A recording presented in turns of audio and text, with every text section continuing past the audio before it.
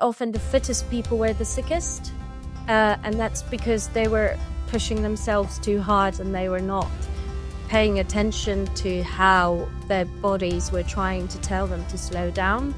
So it was almost the opposite of what I was expecting.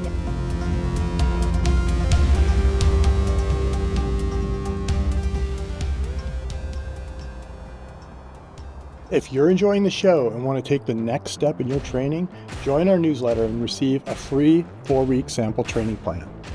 Head on over to uphillathlete.com/letsgo, and once you sign up, you'll instantly get a link to try out some of our most popular training plans. It's a great way to get a feel for how we train our athletes for big mountain goals. Check it out at uphillathlete.com/letsgo. That's uphillathlete.com/LETSGO. Welcome to the Uphill Athlete Podcast. My name is Steve House. We have a really exciting episode for all the science geeks out there that are fans of the pod. Today, we are going to go deep into understanding the gas exchange and how oxygen goes from the air into the working muscles. And with us today, we have the incredible Dr. Jonetzko. Welcome. Welcome. Lovely to be here. They say never meet your legends. Hopefully this is going to be a different. Yeah, that's a risk, right? You get could be disappointed by that, and I've had it go both ways myself. So hopefully we are I leave a positive impression. So I want to frame this up for mountain athletes real quick, what we're doing. Mm-hmm. So whether you're as a listener, whether you're planning on climbing Denali or doing a ski mountaineering event, you're running in the mountains, your performance ultimately comes down to how efficiently your body can extract oxygen from the atmosphere and get it to the working muscles. Patrycja Jonetzko is a cardiothoracic anesthetist whose daily work involves managing this oxygen delivery to patients in highly critical circumstances during surgery. She has about 2 decades of supporting all kinds of Himalayan expeditions as an expedition doctor, and most recently was the expedition doctor for the historic without supplemental oxygen ski descent of Everest done by fellow Pole Andrzej Bargiel just recently, wasn't that long ago, 6 months ago now or less. So welcome, Patrycja, and it's really great to have you here, and I'm really excited to dig into your knowledge. Thank you. So let's start off a little bit with your background. You grew up as a competitive ski racer in Poland. Did that exposure to a life in the mountains lead you into medicine and then into being interested in altitude physiology, or is that connected at all? Yes, very much so. So, yes, I did a lot of competitive skiing until the age of about 13. And then it ended because my parents didn't want me to go to a boarding school for, sports sort of boarding school. And I often say, that's when everything went wrong in my life. Because I remember having this conversation with my parents at the end of grammar school, secondary school, trying to decide what to do with my life. And basically all I wanted to do was a ski patroller, have a dog and be a ski patroller. And my parents said, oh, well, darling, doing medicine or being a doctor is a little bit like that. You're helping people. And I sort of went, oh, okay, yes, maybe I should go to med school. And I can tell you it's nothing like that. You don't really get to be outdoors or hang out with dogs too much when you're a medic, especially in intensive care and cardiac surgery. But I've been sort of trying to get back to the mountains ever since, with very success. Yeah, having been a professional ski patroller for a couple of years of my life. My girlfriend at the time, she wouldn't let me. We get paid every 2 weeks. She wouldn't let me see my paycheck because I would get so bummed and worried because But so I think you probably in many ways made a good choice. I see your parents' perspective, and I see your perspective, especially the hanging out with dogs. As a dog lover myself, it's pretty great. Your career has taken you through 7 different countries for your medical training. You worked in Afghanistan, Uganda, Nepal. Was there a particular experience along that journey that crystallized your focus on high altitude medicine? I think there were 2 key factors. So once I grew up in communist Poland, and until the age of, 91, I'm born 77, we couldn't really leave or travel. So once I could do it, I just couldn't stop. I found it absolutely fascinating and a huge privilege to be able to experience different cultures. And the other thing is I've always loved physiology. And the understanding of how humans function. And then because I've always loved skiing, we don't have high mountains in Poland. Tatras are not very high. But once I traveled in Nepal and sort of experienced altitude myself, I started looking into the incredible way our body adapts to what is a very hypoxic sort of critical illness level environment. That was it. I was hooked, and I was very lucky to be offered a job in Machermo, which is the parallel trek to Everest trek in the Gokyo region in the Himalaya. And I spent a whole season working there as a doctor in the rescue station at 4,600 and seeing a lot of altitude medicine daily. It was, it sort of kept me hooked and interested my whole life because it's so variable and our understanding of it is so poor. It's amazing to be able to sort of dig into it. And I think that's an important point, but completely concur that particularly our understanding of acclimatization and how the body responds to and adapts to high altitude is, I think we're really in the dark, but we're going to get into that. So what kind of things were you seeing and treating, and what did those things teach you about how the body responds to altitude? So I think that there are many treks coming through, and I think the biggest surprise to me, I remember at the time, was the fact that often the fittest people were the sickest, and that's because they were pushing themselves too hard and they were used to driving themselves, and they were not paying attention to how their bodies were trying to tell them to slow down.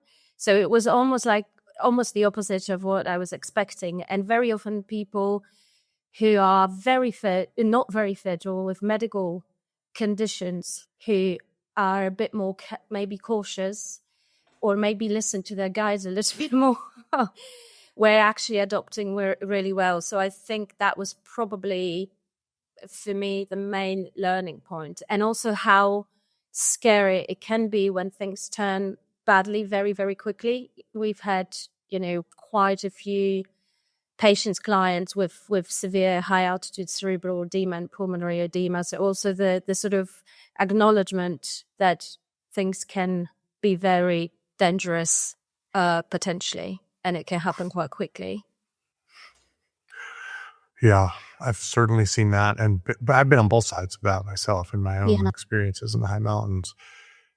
Let's get into this core topic of gas exchange. So for those of us who haven't thought about this much since high school biology, could you walk us through the journey of an oxygen molecule going from the air outside of the body to actually being used in a working muscle? I mean, that's a huge question, but let's go just like kind of the summary, and then we'll go into like some of the different steps along in the oxygen cascade. So I think the first key thing to say is, and it's something that I think we often forget, is that humans have adapted to life on the surface of Earth. And, if the composition of our atmosphere changes, we would not be able to survive. Okay, so we're very finely tuned to the air that we're breathing that's around us. just the very basics. And I think without getting too political, if we can stick to kilopascals, which is the European way of doing pressure, just because it's easier. Yeah, let's use the metric system. It's also the standard for science. So let's use the metric system. Yeah.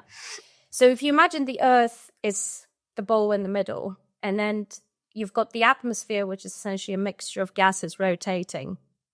Well, it's not rotating. The Earth is rotating. So most of the gases are rotating around the equator. It's the fattest bit of the atmosphere. And as you get closer to space, the gas mixture gets thinner and thinner and thinner. And eventually there is no gas. There is just space. There is nothing. Okay. So the mixture of gases that's sort of sitting on the Earth, the gravity holds it close to the Earth, exerts a certain partial pressure. And when we talk about gas exchange, we shouldn't be talking percentages. I often hear, 21% and, third of that on Everest. The key thing here is partial pressure. So partial pressure of gas is what keeps us alive. And on average, when the weather is okay, it's 100 kilopascals. That's the total pressure of atmosphere. 21% of it, so 21 kilopascals, is oxygen, okay? So if we remember 21 kilopascals of oxygen from school, and then the rest of it is primarily nitrogen and a bit of noble gases like xenon and so on, but it's essentially oxygen and nitrogen. The other thing that always catches people out is there is no carbon dioxide in the air that we breathe, okay? So that's why we need trees. Trees mop up the carbon dioxide and give us oxygen back, okay? We give them carbon dioxide, they give us oxygen back. If we cut down all the trees, apart from global warming and other, major issues, we will also rebreathe carbon dioxide, go into coma, and all die. Okay, that's another reason why we shouldn't be cutting the forest. So when we take a breath, this mixture of gases essentially travels through to the 500 million bubbles called alveoli, which make up our lung. And if you take our lung out and stretch it, sort of alveolar thickness, so just one layer, it would be as big as a tennis court. I always find that mind-boggling that you can have huge surface area within our tiny bodies, right? Yeah. And this is, I think, the first key thing. And people often wonder, well, what's the meaning of life? What's the meaning of life? Well, the meaning of life is simple diffusion, okay? So we only stay alive because of simple diffusion.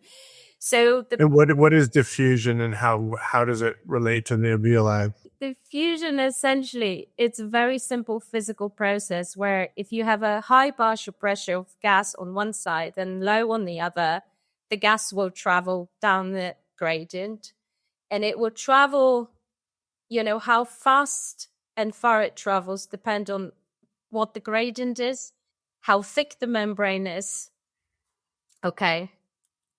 And that's pretty much it. So this little molecule of oxygen from atmosphere gets into the bubbles in our lungs and then travels farther, being carried by some hemoglobin into our tissues. And then it travels to what's called a mitochondrium. This is the engine of life in every cell. And it gets metabolized into ATP, which is the energy that keeps us alive.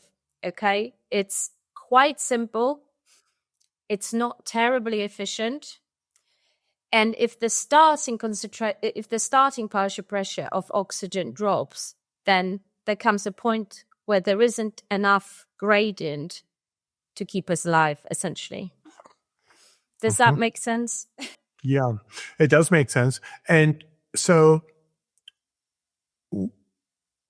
people think about climbers on Everest and using oxygen masks, and then breathing more, like breathing a gas mixture that is higher concentration of oxygen. And yet you also say it's all pressure. So how do we understand the difference between like breathing a greater concentration of a gas at a low pressure, like what you have at the top of Everest, which is roughly a third of, I like to use kind of 5,000 meters is half an atmosphere of pressure, roughly, right? Yeah. So like, and that's maybe more relatable. Mont Blanc is almost 5,000 meters, it's 4,800 meters. So that's about half an atmosphere of pressure compared to sea level.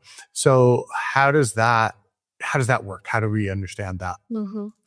So this is an excellent question, and I would love to start using this more in the sort of altitude conversation. So what you're asking me right now is the difference between normal baric hypoxia and hyperbaric hypoxia. Okay. Yeah. So normal baric means normal atmospheric pressure.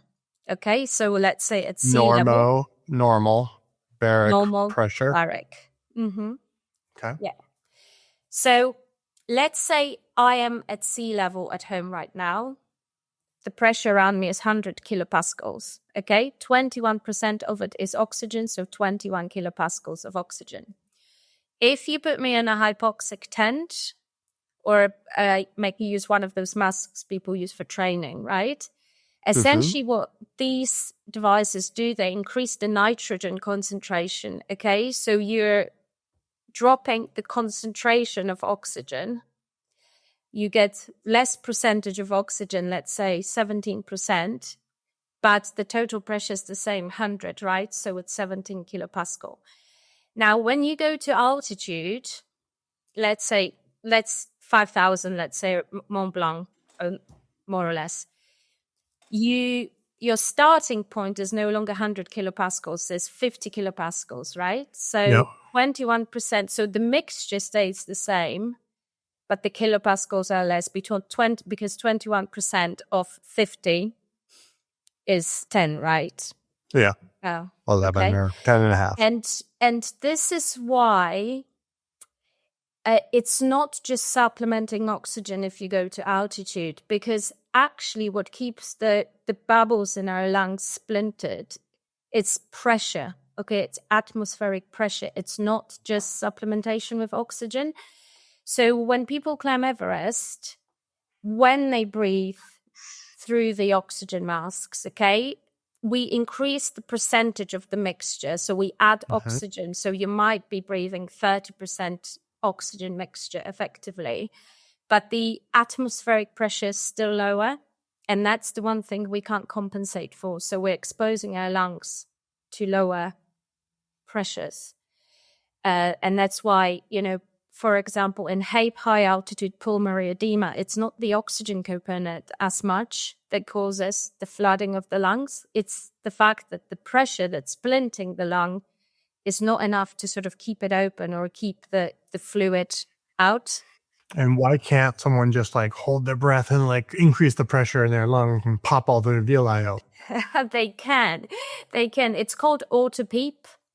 Okay. And this is one of the methods. Actually, there's a really good paper about using it to treat early pulmonary edema at altitude. So essentially what you're doing is you're increasing your positive and expiratory pressure. And it's also, that is incredibly important in increasing the efficiency of your gas exchange at altitude, right? So when we're walking at altitude, ascending, let's say, we want to walk so slow that we can keep our respiratory rate, essentially normal. That might not be possible, but as low as possible. So breathing in through the nose, many reasons for that, I can go into it, but breathing out through like a fish, sort of fish lips, because that increases the positive and expiratory pressure in our lungs, and it stops the lungs from collapsing. It also makes us less likely to develop pulmonary edema, and it helps the diffusion, simple diffusion in the lungs. So it helps the oxygen actually going into the circulation and then being picked up by hemoglobin. And this technique has actually been around for as long as I remember. When I was a teenager, I remember hearing about this, and they would call it pressure breathing. Even for people climbing like Mount Rainier in the United States, so about 4,000 meters, 4,300 meters, that was the tip. That was like when you like purse your lips and create resistance when you breathe out. And it was called the pressure breathing. I don't think that we had like a good understanding of whether or not it worked. I think that was one of those campfire conversations. Does that really do anything or not? I don't think it does. I think it does. And now it's kind of coming around to where we're understanding that this may actually be a good idea. So there are many physiological reasons for this. So I think one thing that is also really important and key to understand for people is that your performance and altitude. So we're talking about exercising in hypoxic conditions, right? At altitude. That is not VO2 max limited. Okay. So how fit your cardiovascular system is essentially does not determine how you perform at altitude. So at altitude, any exercise is diffusion limited. So it's the mechanics and the state of your lung that is key to how you perform. That's going to limit the oxygen delivery.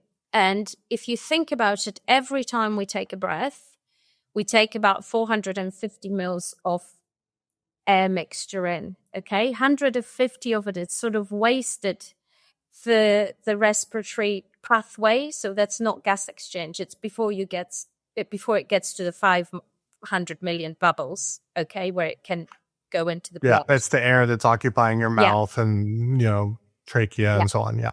So if you want to be efficient in diffusing, the slower you breathe, the better, because then you don't waste the 150 mils every time you take a breath. You're much better expanding your lungs more, because then you only lose the 150 mils once. Do you see what I mean? So taking bigger tidal breaths is better. And the other thing that's key is, so the red cells take about 0.25 seconds to get loaded with oxygen in our lungs, but they stay there for about 0.75 seconds.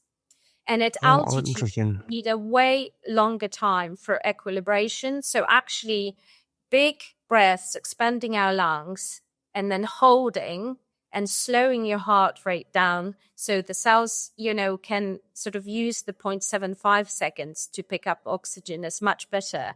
So it's almost like the opposite of people tend to do.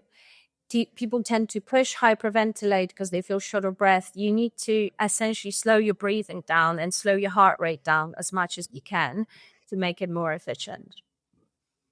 Yeah, that tracks with, even when as a mountain guide on Denali or places, we would always be telling people to do like belly breathing, move your belly out, really fill the chest, fill the upper part of the chest, like really fill the lungs, make those big, deep, tidal breaths is your term. Let's go back a little bit. And so now the oxygen molecule, let's talk about this. Let's say moment, 0.25 seconds or however long it is, where the oxygen molecule that's been pulled into the alveoli and now it's getting transported to the red blood cell. Let's talk about that not so little, that very important interaction and exactly how that happens and what kind of gets in the way of it and what the limitations are there. So I think oxygen cascade, okay? So how the oxygen sort of drops down from atmospheric partial pressure all the way to the mitochondrium. So every time we take a breath, if we breathe through the nose, which is the most efficient way, nose does two things. It clears the gas mixture, so it stops you from soiling your alveoli, so the little bubbles where it all happens. In the nose and then in the pharynx, so the back of our throat, the air is also warmed up to 36 degrees. And what's added to the mixture is humidity, so water vapor. So it becomes 100% humidified. That's key for the sort of alveoli well-being. Without humidification and the same temperature, diffusion is very difficult. So again, when walking, it's really important to not be mouth breathing because you then expose your alveoli to dirty air, cold air, and you lose a lot of energy rewarming the gas all the time. So this is where the atrium masks come in, or having a bath on your face and making sure that you're always breathing, sort of you keeping the warmth and the humidification in your airways. You're not using energy to do it every time. And then the air travels sort of through the trachea, bronchi, down into the alveoli. Now, what happens in the alveoli is we've got to have space for the water vapor. That's about 5 kilopascals, okay? And also carbon dioxide shows up, right? Because we're the ones, mammals are the ones who are producing carbon dioxide. So the carbon dioxide comes out of the blood and goes into the alveoli. And there is something called Boyle's law. Divers will be very familiar with it. But essentially, it says that the total pressure of any gas mixture is constant, right? So if you suddenly have 5 kilopascals of carbon dioxide and 5 kilopascals of water vapor in the alveoli, there's less space for the other gases. So that's where the first major drop in oxygen happens, and it drops by about a third. So the oxygen doesn't have as much space, right? And this is key for altitude adaptation. So the main thing that happens when we go to altitude, we're suddenly hypoxic, we will be hyperventilating like crazy. And we're hyperventilating because we want to get rid of all of our carbon dioxide to make more space in the alveoli for the oxygen, so it has a bit more partial pressure to actually go through. So it generates enough partial pressure to actually bind with hemoglobin, okay? And can I pause you right there? Because I want to be clear. Can you explain why the hyperventilation versus what you just said had these deep tidal breaths? So could you make sure that people aren't getting confused on this point, because I think it can be confusing. Well, it is very difficult. So we will all be hyperventilating. And I just told you should be taking very slow breaths, right? Or it's very difficult to do.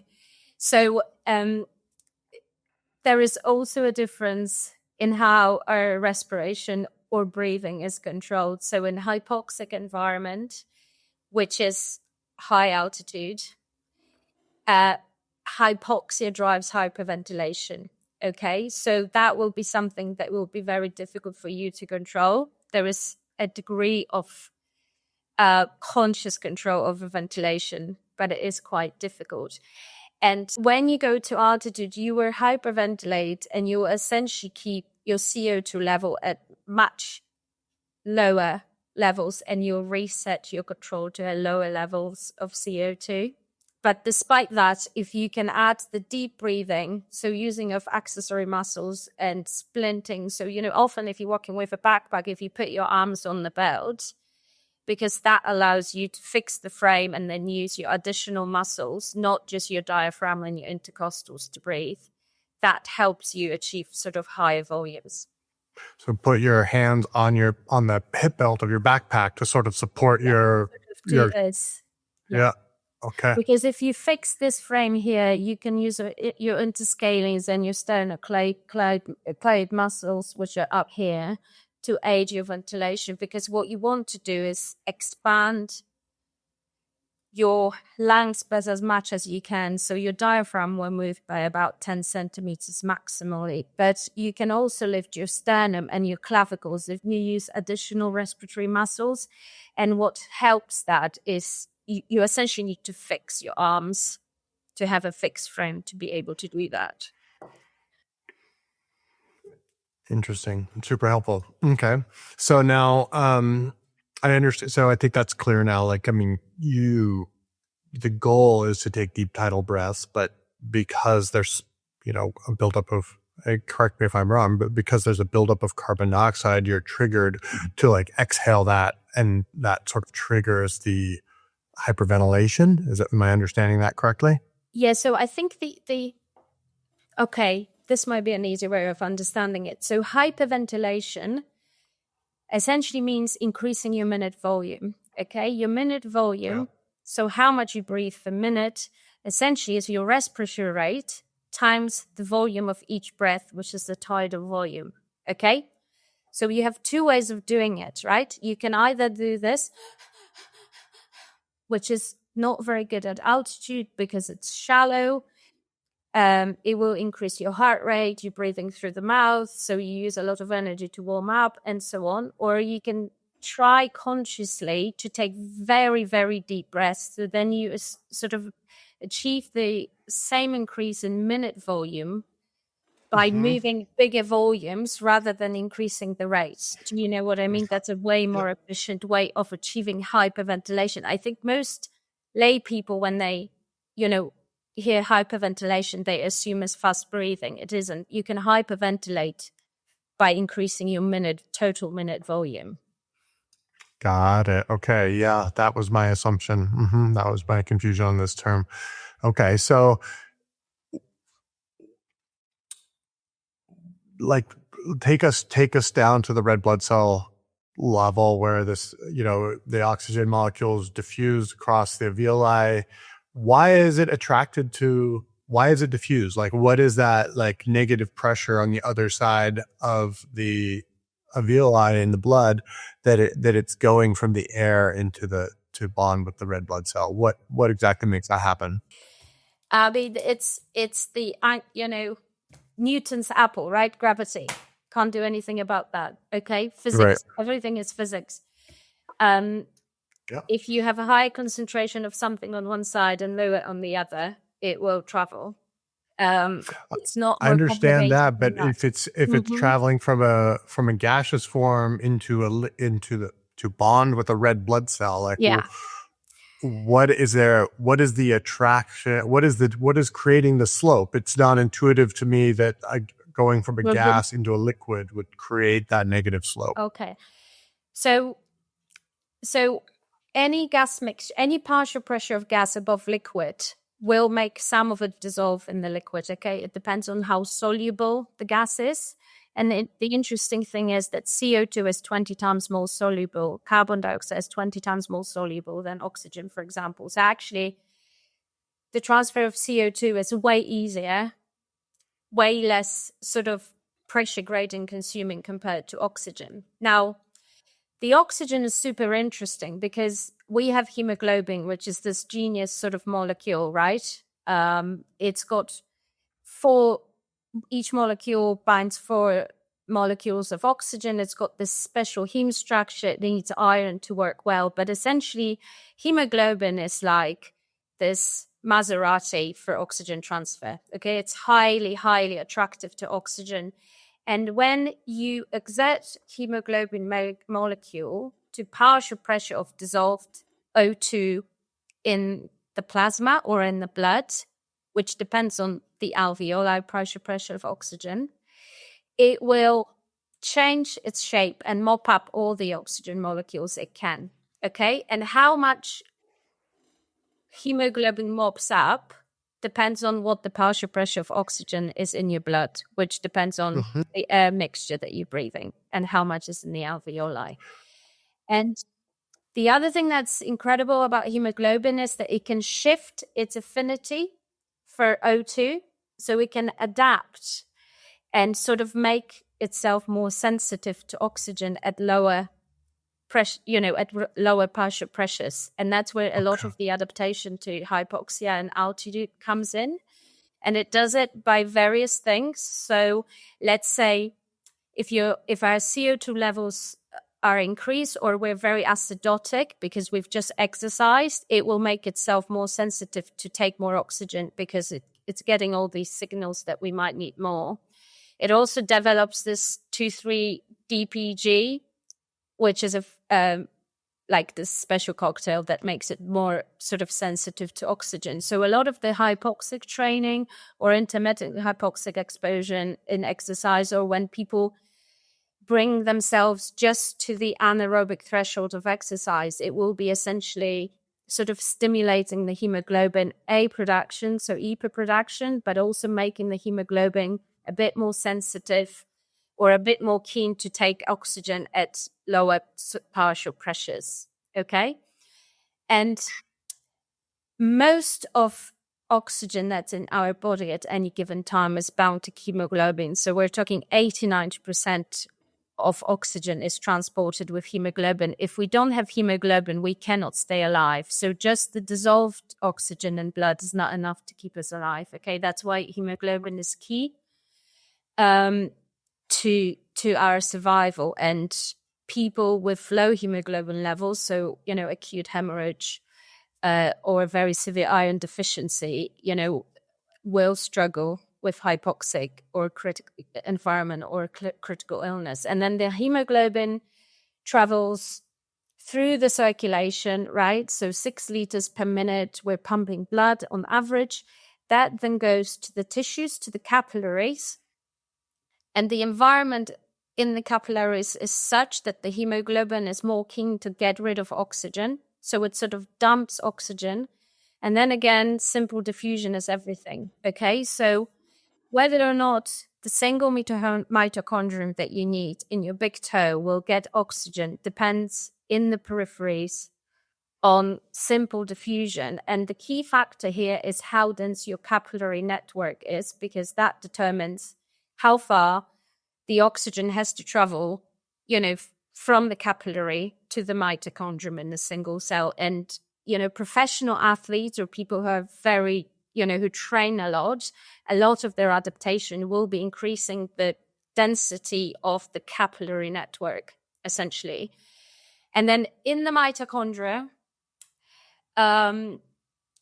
some of us are just better at adapting to hypoxic conditions. I'm sorry, we can't control. I know you're training people. There's a genetic component. No, Yeah. I mean, it's 100% true. Yeah. Genetic component where some of us are less likely to die if we're critically ill with shock in intensive care. So we're just more able to deal with what is, the hypoxic sort of challenge to our organism. And a very interesting point in the mitochondrium is so-called Pasteur's point. So if your partial pressure of oxygen drops to below 0.3 kilopascal in the mitochondria, that's when you go into anaerobic exercise. Okay, so that's the sort of cutoff point. So maybe just one more thing, and I'll try not to make it too complicated, but essentially there are these things called hypoxia-inducible factors. There are quite a few of them. And we have very little understanding of what they actually do and how they work. But they trigger an expression of over 200 genes in our body. I mean, that's how complex adaptation to hypoxic stimuli is. Okay, it's incredibly complicated. Yeah. Before we go into hypoxic inducible factors, I want to back up and kind of summarize some key points for people. One is that the oxygen is diffusing from the gas inside the alveoli into the blood before it is bound to the hemoglobin, which is part of the red blood cell. It's always been my mental model that somehow the oxygen went, like, I wasn't thinking about the gas transfusing. What's the right word here? Diffusing. Sorry.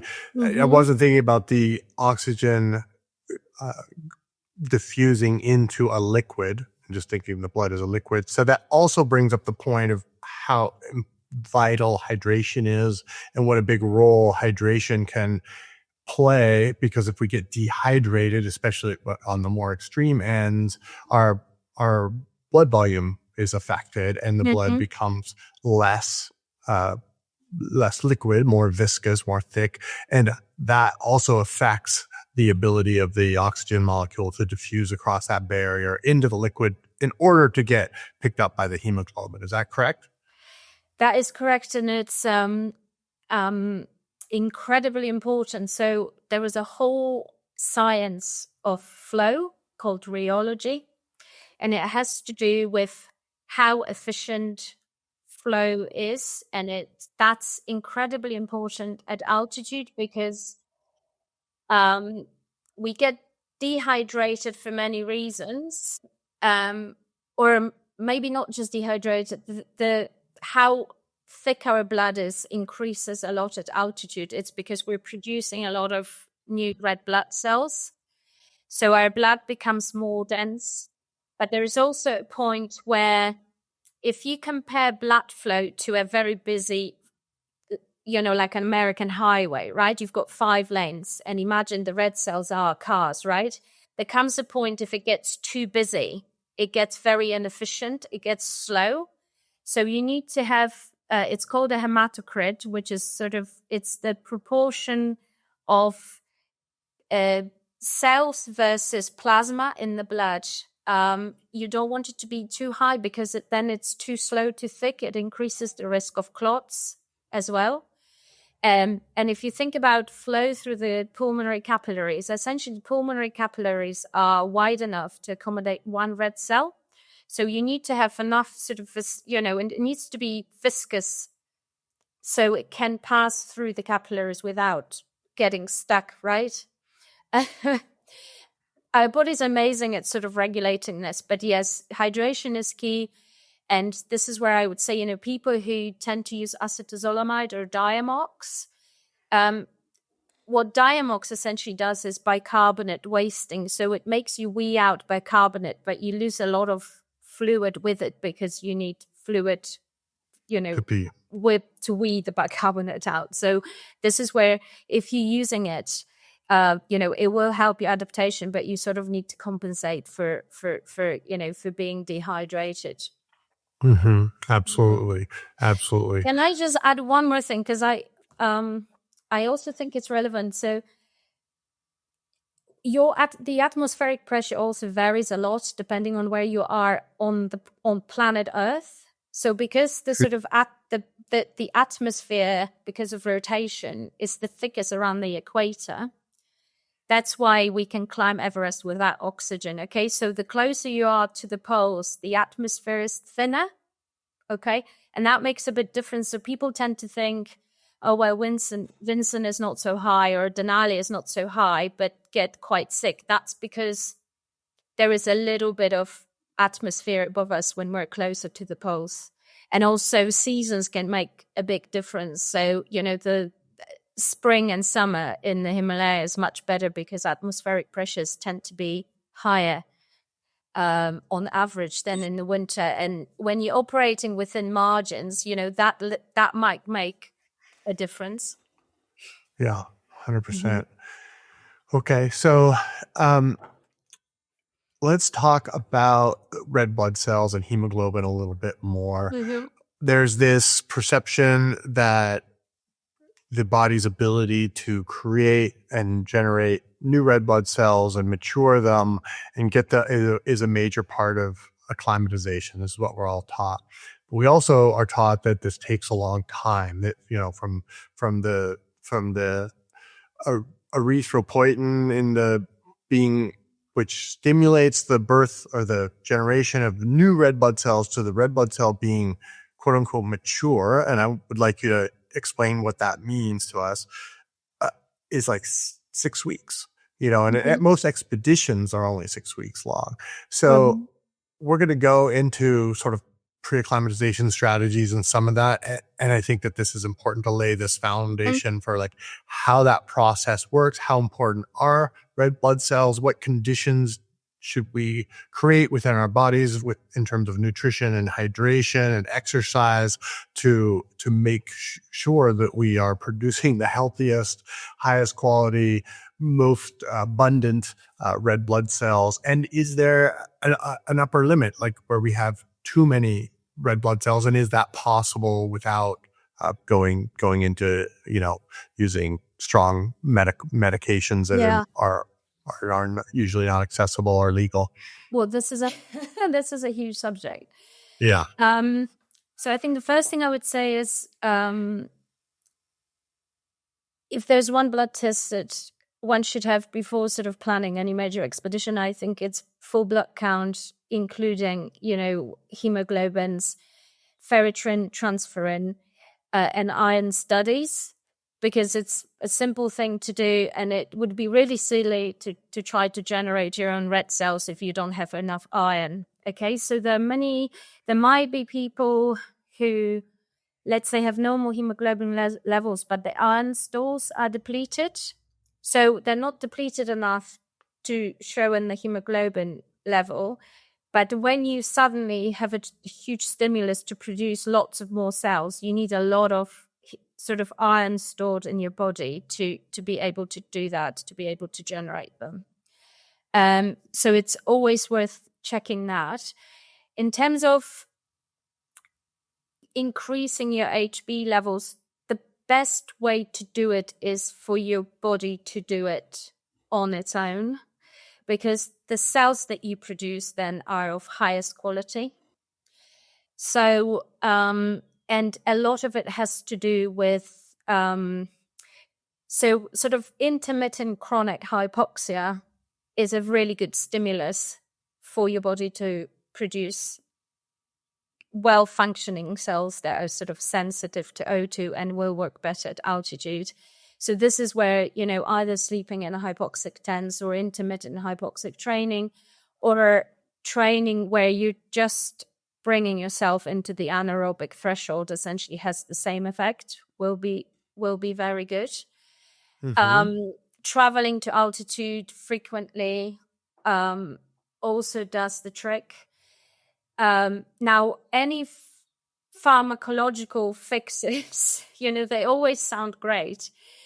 But the issue is that the cells that are produced might not be of good quality, and transfusing cells essentially gives you sort of fairly average red blood cells, because the way we store them makes them deplete of 2,3-DPG and make them work not very well. So if you compare oxygen capacity, let's say, of transfused cells versus cells that we grew ourselves, it's like 80%. So essentially, there are no quick fixes. Mm-hmm. Mm-hmm. And I want to sort of reiterate, just from my own experience, some of the things that you said and how those manifest. And one of the things is, people often get really discouraged when the first time they go to altitude, and they think, oh, I'm not good at altitude. I don't acclimatize well. I can't do that. And they check out, they do something else. And first time I went to 5,000 meters, I got sick as a dog. And was like, really sick, really like almost had a hard time walking to get myself down. So, but I just also noticed through myself, the more I went to altitude, the better my body became at acclimatizing. And I noticed that with other people that I would climb with that were more experienced than I was as a young climber, and be like, wow, how come they're so fast at altitude, et cetera, et cetera. And it's like, that is earned. That's part of the process of becoming an high altitude mountaineer, or mountaineer in general, is you're just going consistently. As you said, intermittent hypoxic exposure, you're repeatedly asking your body to do something. It's just like the training effect. Like, we're asking our body to build a capacity to do something, like move uphill for a sustained amount of time, and it will build that capacity. We can't expect it to build a capacity that it's never been asked for before. It's like giving somebody a test on a subject they haven't studied. They're going to fail, right? So mm-hmm. I think that's really important, and I think it connects back to the philosophy behind uphill athlete, which is, that this is not, these sports and these activities, being in the mountains, it's not something we do like, 1 week a year. It's part of our lives. It's part of our whole trajectory of our life of becoming a person that can do these things, like climb high mountains. And mm-hmm. I think that that's super important. And I also want to get into a little bit something that you said, because I've seen some of the, from Dr. Robert Browning, and we've discussed this briefly offline, who has been doing these studies, which she hasn't been able to publish yet because they're ongoing, just the sheer scale of the way that the human genome reacts mm-hmm. to high altitude is mm-hmm. really mind-boggling. It's like you said, it's hundreds of switches on our on our genome are either up or down regulated by a simple exposure to high altitude. And a lot of these switches, we don't even know what they do yet, right? So there's all kinds of things. What does that make you feel as a physiologist and as a physician? Are you excited at the prospect of how much there is yet to know and understand about how we can better acclimatize, and how do you think about that, where we are on the sort of the evolution of human knowledge around this topic? Well, it makes me feel excited, I guess. It's you never stop learning, right? And I think all the methods that we currently have to help people adapt are fairly crude. I think a lot of the work will be probably about individualizing the process, because people react in such different ways.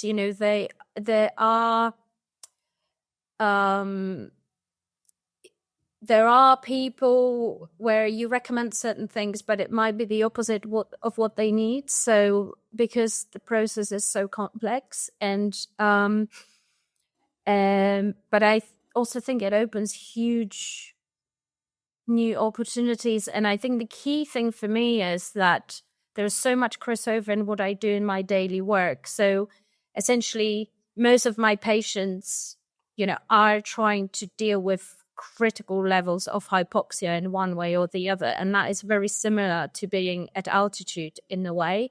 So finding new ways of being able to support people is very, very exciting. And I think just going back to what you said, how awful you felt at altitude the first time round, I really wish we could relabel acute mountain sickness, altitude adaptation syndrome, because it does my head in.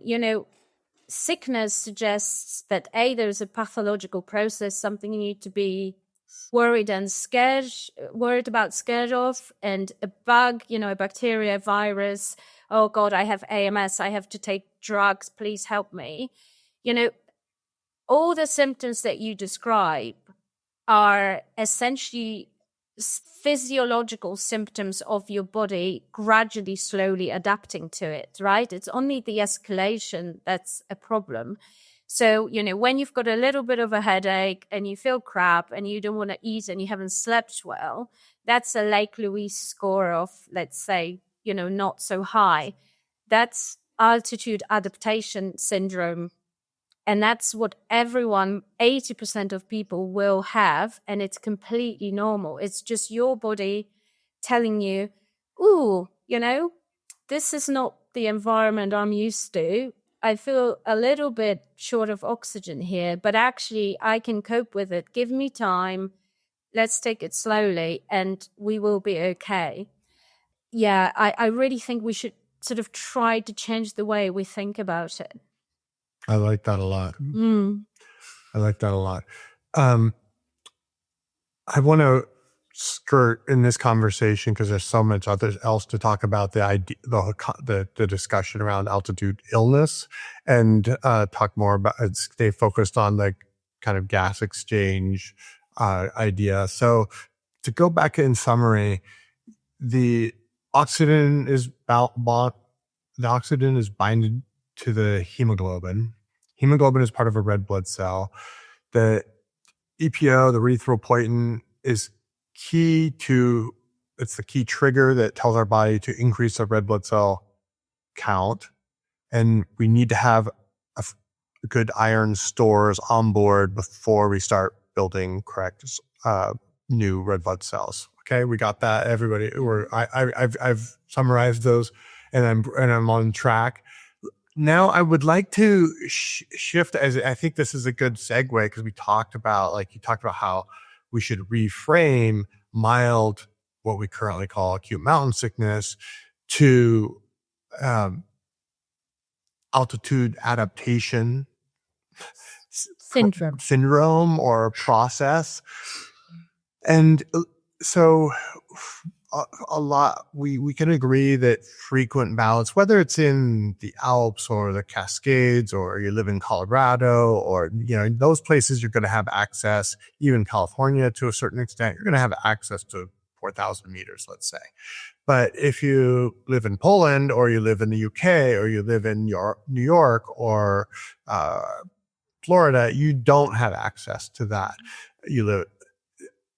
I've had the challenge and the pleasure to coach athletes who are living in Mexico City, and they had ample opportunity to get this intermittent exposure to altitude.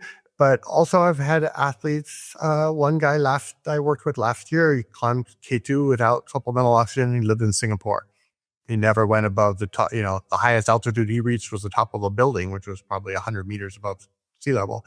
So a lot of people are bound by their location that's far from real altitude. So let's talk about some of the hypoxic training methods that might help us at low altitudes. And there's a few different ones. Do you want to kind of summarize what some of those different potential modalities are? And maybe we need to come back to that idea that you touched on earlier, normal baric hypoxic conditioning versus hypobaric hypoxia. I mean, I hope I'm not going to say anything too controversial. I think there are many modalities that we can use. None of them are as good as going to altitude, and the reason for that is that essentially the way we can generate hypoxia at sea level is by adding more nitrogen to the air that we're breathing. So we are still at normal baric, so normal atmospheric pressure. We just have the oxygen, the gas mixture has less oxygen in it. Isn't it kind of the opposite of like using an oxygen mask and breathing a higher concentration of oxygen, having the oxygen? That's on Everest, you're breathing an oxygen mask and you're breathing 30%. It is exactly the opposite. So and that's displacing nitrogen, and now we're taking nitrogen and displacing the oxygen molecule. So it's the opposite of that. It is essentially the opposite of that.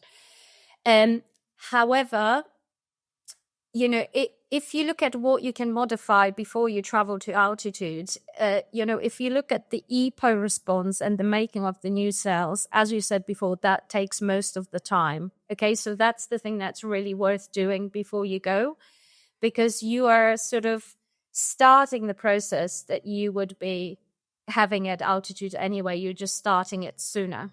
And red cells tend to live for 21 days. So a lot of it is about timing as well. And this, where, the main modalities we have essentially is sleeping in hypoxic tents. Yep. So you either have a tent on your head, or you have a tent that your whole mattress is in. Before going to Everest this year, I slept in a hypoxic tent. I absolutely loved it because there's a lot of white noise. There's the constant buzzing. It's nice and warm. Some people hate it because it's too loud. So again, how you cope with this depends very much on whether or not you get on with the technique. But I think here we say that you need to sleep in it for at least 250 hours. So, we're talking 4-6 weeks of 8 hours of sleeping in a hypoxic tent. And you can go up to as high as 6,300 in these tents. Okay, so you monitor your sats overnight. And it works very well for some people. The other thing you can do is you can have short hypoxic bursts at rest. I think most of us feel that it is much better to do hypoxic bursts at exercise, that tends to work better in stimulating EPO than just doing it at rest. So that's the classic, you're on a treadmill and you have a nitrogenator next to you and you have a mask, and then you breathe, again, a mixture with higher nitrogen concentration. And all these things, essentially what it does, it stimulates the HIFs, so hypoxia-inducible factors, and it mostly stimulates your EPO into generating your own red cells. Many athletes I know or work with sort of can sense it when they're getting themselves to that point. So if you think about it, if you train and you bring yourself into the anaerobic threshold, but not so far that you get a lot of lactic acid. So, you don't, you will know more about this than I do, but essentially people can sense when they just get to that point and they do it intermittently many times, that's sort of similar to breathing a hypoxic mixture. So, Andre, who I work with, he just has this incredible innate intuitive ability to know when he's hitting that point, and he will be doing it intermittently and actually, doesn't use a tent, but essentially achieves the same thing, right? It's the continuous sort of hypoxic inducible factor stimulation. So, all of these are great. And I'm sure with more research, there will be more things that we might be able to do to prepare better to climb safer, essentially. Mm-hmm. And this is something that we've worked with at Apelasi. We have a program that runs parallel to our existing coaching, where we will do the hypoxic, normobaric hypoxic adaptations. And we've done it with people in tents, as you described, and interestingly, like I had an athlete that I worked with on this a couple of years ago, climbed K2, also without supplemental oxygen. We couldn't get a tent to Australia because they don't have a distributor there. So we only use the exercise induced, with the nitrogenator on the stationary bike, and also used a restricted breathing mass on some of his other workouts, and it seemed to work really well. And he did really, really well in the mountains. So there is certainly something. It takes a lot more effort than for those that live in the mountains and have the ability to go up to the top of Mont Blanc or whatever easily. That's or relatively easily. That's always better, as you said. But it's remarkably effective. I have to say, and I've said this on the podcast here before, where I first tried it in 2001, I believe. No, it was 2003. For an expedition to go to Masherbrum, which is about 7,800 meters. Mm-hmm. And it didn't feel like it worked. Like, it was a lot of work to do the thing. I was in the tent for 8 weeks. I think that back then the problem was it took us 10 days to get to base camp. It's just by the time I got to base camp, I hadn't been in the tent for over 2 weeks. I've been traveling, I've been buying potatoes in the market. I've been doing all the things we, had to do for expeditions, especially a small, low budget expedition back then. And by the time I got to base camp, there was probably not much of the acclimatization left. And it didn't feel like I was any better than I felt like I was the same. Mm-hmm. And so I was, for a long time, for that reason, kind of dismissive of the technique. Yeah. But I think one thing that's happened is we've gotten much better at understanding, like you said, how many hours do we need of these different stimuli? What are we actually doing? And so now I want you to talk about the hypoxic inducible factors and what those are and what we understand about them, because I think we can agree there's probably a bunch of things going on that we don't understand, but there are some good ones that we've understood, and we've come a long way, I'd say, in the last, for sure, 10 years, but even in the last 3 years, I feel like in our sort of community of practitioners in this space, we've come a long way in understanding what these hypoxic inducible factors, the HIFs, are, and how we are affecting them. What stimulus we're giving the body through the let's say fake altitude or the stimulated altitude, and what reaction we're getting out, and how highly individual it is. So let's talk about that. There are people in the community who might have chronic illness, whether it's heart failure, whether it's severe, chronic obstructive pulmonary disease, pulmonary hypertension. So there are people out there who are able to adopt and sort of survive in conditions or, you know, so on the edge in terms of where they are with their oxygen delivery that if you put you and me in that situation acutely, we would just die, right? So, and that's achieved through the sort of chronic stimulation or chronic hypoxia and all the different adaptations that happen that allow our body to function. And that's why we can function at high altitude. You know, apart from what we've talked about, which is the hemoglobin, right? That's a really, you know, big part of it. But also the way, let's say, even if you look at how our ventilation and the function of our cardiovascular system is controlled, that sort of learns and adapts as well. So, you know, let me just find a good example. I think what I'm trying to say is that it you know, there's so many levels at which they work that it's almost impossible to explain. Is there are there layers? Yeah. Is there like a base that like is a mostly hemoglobin, and then the next thing is like, I don't know, like blood acidity, pH, like are there like has there a way you can break it into layers? I mean, you're sort of adapting at every level. So you know, the way your central nervous system controls your respiration and your cardiovascular system sort of resets, right? So it's almost like AI. It learns to sort of act to different triggers, right? So let's say if you you have very high CO2 levels because your lungs are not very good, then the sort of acidity of your brain changes, but your brain will learn to sort of reset its control to a different pH levels and at different CO2 levels.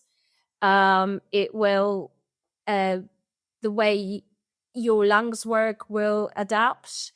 But I think that the other, you know, key thing is that, for example, your mitochondria will reset for a different, like a different level. They can learn to function in a more hypoxic environment. We don't have any good ways of measuring this. This is maybe the, you know, the other important thing is like that EPO you can measure, hemoglobin you can measure, but we don't really have a good way of measuring what HIFs do. So like you can use lactate thresholds, but that's a very crude way of measuring it. There's no measurement for like the efficiency of the mitochondria's use of oxygen in a hypoxic environment or in a non-hypoxic environment for that matter, right? Like there's no chest strap that we can put on that would measure that. Oh, the other thing that I think is important is how much oxygen we extract, because I don't think people know that there is a lot of oxygen in the venous blood as well. So we cannot extract more than 50%. As in, so the hemoglobin is there's always some oxygen on hemoglobin. Yeah. And that's interesting, right? I mean, I think that when I was a kid and learned CPR, that was one of my first questions, like how does breathing into this person help them, give them oxygen if I already pulled all the oxygen out of the air? It doesn't. But it doesn't, right? Like we're actually That's why we don't do it anymore. Yeah. Okay. We just do chest compressions because you have enough. You still have some, unless it's, you know, avalanche variable, because the asphyxia might be a big part of it. So you tend to give. Oh, okay. Well, so I'm so out of date on all my medical stuff. So why don't you walk us through the oxygen extraction and how we measure that, and these people are obsessed with their O2 sat measurements, and everyone's carrying a little O2 sat measure around the neck these days or on their watch. Let's talk about that. Tell me about oxygen extraction, how that works. So as we said before, most oxygen content or carrying capacity is determined by how much hemoglobin you have and how well that hemoglobin functions, how healthy your red cells are, essentially. Yeah.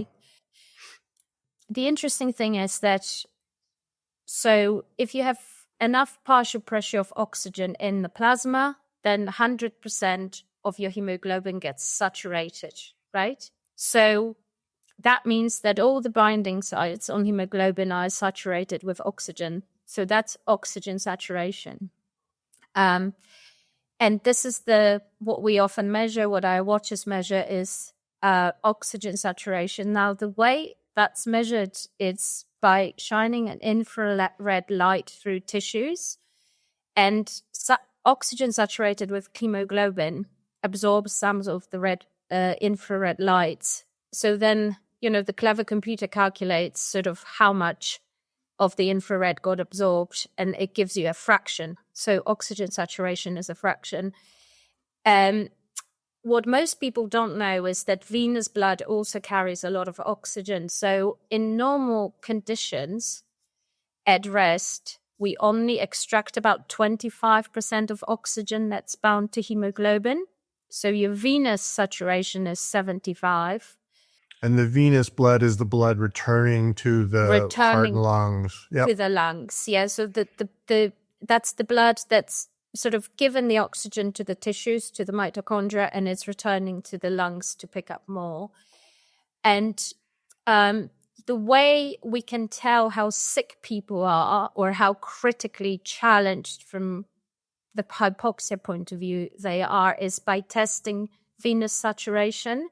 So maximum human body can extract in the peripheries, in the tissue, is 50%. So venous saturation of 50% means you've just ran a marathon, climbed really hard, or you're critically ill, essentially. Okay? But the O2 sat meters are measuring venous saturation or arterial saturation? Arterial. They're very clever. So they can tell the difference between a pulsatile signal and a constant signal. So venous sats have a constant signal because it's non-pulsatile flow, and arterial sats have a pulsatile flow. Okay? So the measuring device can tell the difference. So it only tells you the saturation of the pulsatile flow, so the arterial saturation. Now, important to understand about pulse oximeters is that there are huge limitations to what they measure. So let's say if you have one on your finger, that does not give you the full body picture. It gives you, the O2 saturation in that finger, okay? So if your blood flow is not good, let's say you're cold, you're dehydrated, you might have a little thrombus here, then the reading that you're getting might not actually represent what's happening in the body. And that's where the sort of holistic assessment, how the climber is or your patient is really, really important. And often, I see it very often that people get very hyper-focused on one number. And, a question that I get often is like, well, what O2 sats would you be worried? And I'm like, I can't answer that. I mean, I would look at, is someone conscious? Do they look like, does it work like they're working really hard? Their work of breathing is through the roof. Do they make sense? Either tachycardic, what's their blood pressure? What are the other things doing? I wouldn't just sort of say, based on this one number, that someone is sick or not sick. It's more about trends. Mm-hmm. If someone's at I don't know, Everest Base Camp or Camp 3 for that matter, and they have a certain O2 sat compared to, and it's, let's say, relative to their other climbers, it's higher or lower. Does that correlate to someone's acclimatization status? Is someone acclimatizing better or acclimatizing worse? Or is it, again, just one data point among many? It's one data point among many, which is, a fair amount of measurement error. And I think this is where having experienced guides is so, so important. I mean, I often say you don't need a doctor on an expedition. You just need an incredibly experienced guide who can tell that someone's cognitive function is worse. They're beginning to trip. They're sort of starting to lean, against walls, maybe losing coordination a little bit, right? When people is there a big difference between the different devices? Because you can order these things on Amazon or something for $10 these days. Are there medical grade? Are there non-medical grade? Is the pulse oximeter on your Apple Watch work as well as something on your finger? I mean, understanding that it's limited to measuring the O2 sat at that point of measurement, whether it's your finger or your wrist. But is that something that people need to be concerned about in terms of selecting a device? I think most of them, I mean, it's been around for such a long time and it's so simple that most of them work very well. I don't think you need, you need anything too sophisticated. I mean, there are helpful. I think if people use O2 sats to guide their adaptation process, I tend to say, please take the measurement at the same time of day in similar sort of circumstances. Let's say after breakfast in the morning when you're sitting in a warm tent and you're at rest, and then compare it day to day. So you have comparable trends, do it along Lake Louise score. And let's say, what's your heart rate variability, which is probably a better marker of how stressed your body is at the time. Yeah. And, monitor these trends every day and then we can have a conversation. Yeah. I mean, clearly, if someone is an extremist and their SATs are 65 and they've got frothy, so yeah, they're coughing up sort of frothy sputum, that's life-threatening. But I think that a number on its own, it tells us very little. You've worked with elite climbers, but you're also frequently working with patients, as you said, in various states of hypoxia. Are there things from your clinical practice that you have learned that apply well to the high altitude medicine practice? I think so. So for me, I think it all boils down to expenditure or energy management. Okay, so it's like, how much is your body paying to get to where you want to be? Okay, so is the effort and the sort of O2 energetic cost of you going higher such that it is actually making you unwell? And that's the very fine balance where if you work with people who are critically unwell or who have severe heart disease and need operations, you become, I think with time, it's sort of pattern recognition. You become very sensitive to picking up the little clues when people are, sort of almost going over the edge, because it's how can I explain it? So let's just take work of breathing. Okay, so when I'm sitting here now talking to you, I am a little bit stressed, but essentially I'm at rest. Okay, so my work of breathing right now is less than 5% of my total O2 consumption, or what my body is using. But if I am in a hypoxic environment, exercising or trying to ascend, or if I'm critically unwell, work of breathing itself can be more than 30% of all of your O2 consumption.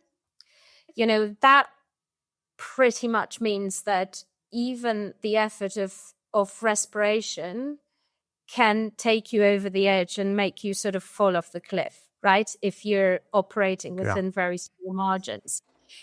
And it's all about explaining to people that you work with or at work, treating the people, treating the patients, to sort of pull them back to a slightly more comfortable position. And I think that's key. And the elite athletes that I work with, their skill is, I think, intuitive sort of energy expenditure management, where, if you think about Andrzej climbing, he was above 8,000 meters for 16 hours.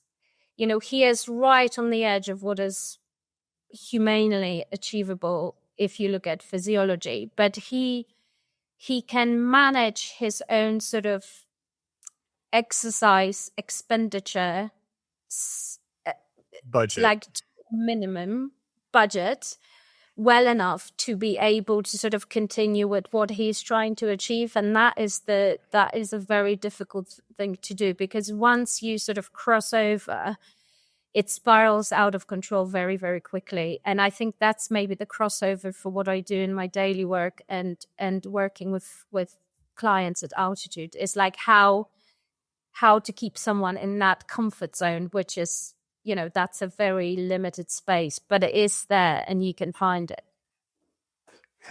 Very interesting. So let's wrap this up with kind of a lightning round of a couple of questions that I want to ask to sort of summarize some of the key things that you communicated today. First off, give me a good summary of the oxygen cascade concept. Okay, so the oxygen cascade concept essentially is the flow of partial pressure of oxygen from atmospheric to mitochondria. Okay, so we take a breath, we expose our lungs to atmospheric pressure of oxygen, starting with 21 kilopascals, because that's 21% of 100 kilopascals at sea level. The air gets warmed up, so water vapor squeezes in, CO2 squeezes in.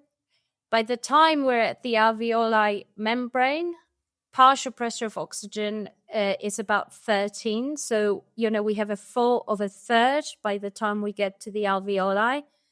That determines how much binds to hemoglobin.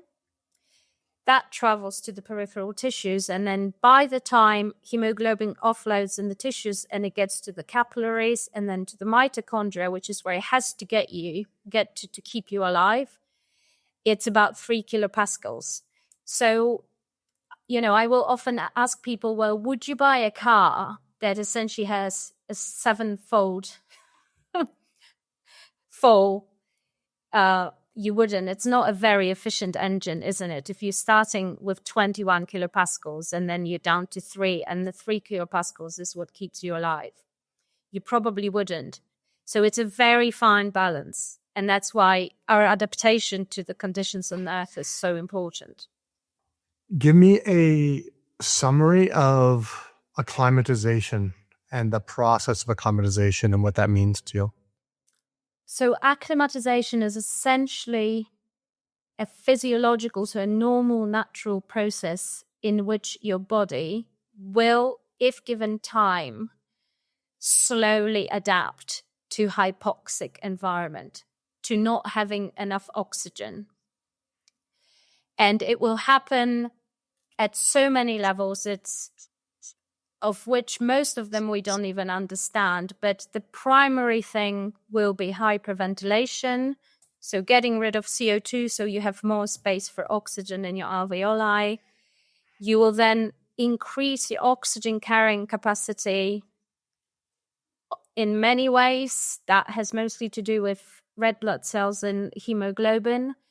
You will increase the capillaries, so your peripheral resistance will be less. There'll be more capillaries closer to the mitochondria, so there's less road to travel to get there for oxygen. And through the HIFs, your mitochondria will cleverly reset to function at a lower partial pressures of oxygen. And a lot of it is genetically predetermined in how you're going to adapt. But there are big areas where that's modifiable. And the more time you give your body to achieve that, the better it will be. So it's the acute hypoxia that's a problem. That's critical illness, or climbing Everest without acclimatization with 6 liters of oxygen. Suddenly you lose your bottle or your apparatus freezes. You're in the worst case scenario where you're essentially not pre-acclimatized in a hypoxic environment. Yeah, great. Summarize for me the individual factors in acclimatization and what some of the big variations are between individuals and how that changes over time. Mm-hmm. So the individual factors, I think this is what we know today, and I'm sure there will be much more, and hopefully we'll be able to do genetic testing for this one day. It would be very exciting. Is so-called hypoxic ventilatory response. That is essentially how much your minute ventilation increases when you're exposed to hypoxic environment. That predetermines how you will adapt, or whether you'll be able to adapt to altitude. Other individual factors, obviously, if you have certain diseases like pulmonary hypertension, it's a no-go, you can't go. A lot of the genetic adaptation, again, that is something that's predetermined. We can't do much about it. But I've taken many people with very severe diseases to altitude, people with bone marrow transplants, and I think if you go slowly and carefully, you can actually achieve the objectives if you do it sensibly. So a lot of it is about monitoring the response, what I call, altitude adaptation syndrome, essentially response, and slowing things down if you need to. I don't know, does that answer the question? Yeah, no, that's great. And I think the last question I have is the role that self-awareness plays in going to altitude. So this is, I think this is probably the imperceptible, sort of non-technical skill, the human factor, which is key. And that's why how you cope mentally with that exposure is so important, and your drive. And the ability to keep your body quiet, not sort of sympathetically overstimulated, to keep your respiratory rate down, despite the fact that your brain is screaming, please hyperventilate, and trying to keep your heart rate down so the cells have longer time to load in the lungs, right? If you're able to do that, you actually can master that environment. And, the interesting thing is, like, the way we control ventilation, part of it is sort of conscious. A lot of it is automatic. Again, at central level, chemobaroreceptors, receptors in the lung, and so on. But emotional state also has huge impact. So, for example, fear will make you hyperventilate, very difficult to control. And we talked about it already, that actually increasing your respiratory rate is not the most efficient way of doing it. So, if you're able to contain your fear and slow the rate down by make the tidal volumes bigger, that's actually way more efficient. So it's the fine ingredient of being able to manage an environment where you are not in a happy place, right? Because you're short of breath, but you're able to stay calm and continue and be reassured that sort of you can do it is, I think, probably key. And that's why, Messner could do it. Messner was not an elite athlete. There's a brilliant paper comparing his VO2 maxes to, other people. He's not superhuman. He just has that incredible ingredient where he can work with his own body, and recognize where he is, and sustain that challenge. Yeah. And dial it, like if the maximum is 10, he can set it at 9.9 and stay there all day, right? Like it knows where that is, like what you were saying with Andre. But also I think the consistency of that, you know what I mean? To be able to maintain it for prolonged periods of time. And this is where I think training comes in, and, you know, using heart rate variability, using heart rate zones as a guide to, okay, how stimulated am I? Can I tone this down a bit and actually, you know, go calmer but more efficiently? Very cool. Yeah. How can, we will put in the show notes some links to some of the places where you're showing up online, and you do a mountain high altitude medicine course that you offer. You work with the Altitude Center in London, whom we also have a partnership with. And you are also at altidoc.org, where you're doing consultations for people going to high altitudes or treks or expedition medical services.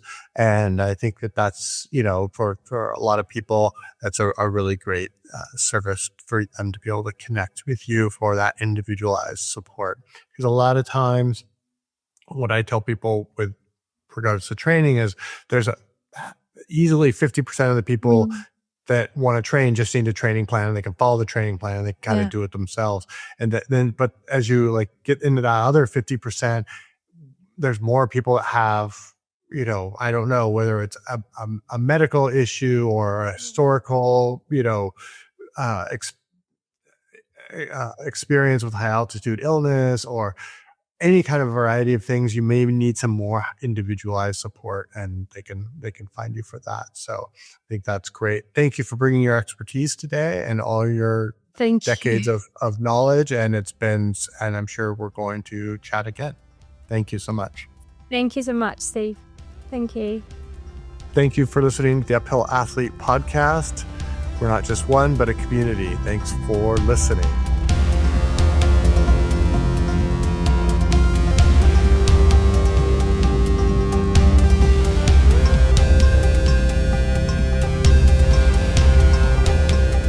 One of the most common questions I get is, how should I get started with training? Well, they say the first step is the hardest, so let's make that easy.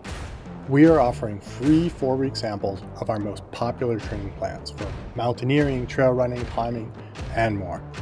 Go to uphillathlete.com/letsgo to sign up for our newsletter, and you will not only get monthly insights on training for uphill athletes, but you'll also get a sample training plan. It's totally free, so why wait? That's uphillathlete.com/LETSGO.